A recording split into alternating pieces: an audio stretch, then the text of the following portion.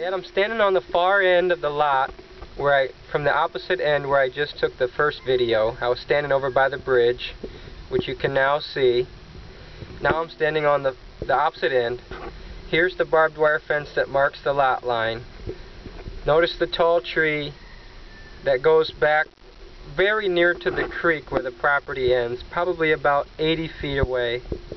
But this lot is roughly 80 feet by about 120 feet long, and ends in the shape of a horseshoe down at the far end, where there's a small area that floods because the property takes a 5-foot dip, which if we ever use that, it'd have to be filled in a little bit. We'd have to bring in some soil and fill it in. That house that you see under construction is owned by Pastor Bernal. He bought a small lot and is building a house. This lot right beside his house is 60 feet wide from the barbed wire to the creek, which also may be for sale. I haven't talked to the owner yet. Here's the church in San Vicente. The building here is the building that we're using for the classroom. We've put new roofing on the top, new doors, new screens. We're putting electrical in it right now. Just different things that we're trying to get ready for the classroom. You see that house in the distance there?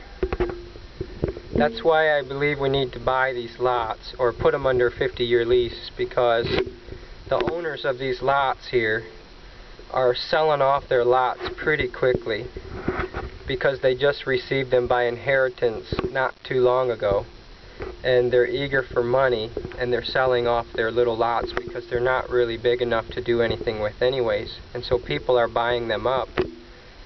That house right there is owned by the granddaughter of Brother Saliente, so she bought that lot for roughly $900 and built a house on it, and now her children always are trying to get into the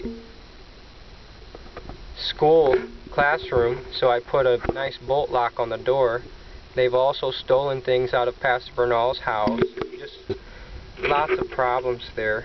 And also there are houses beyond that house further off in the distance that have been built.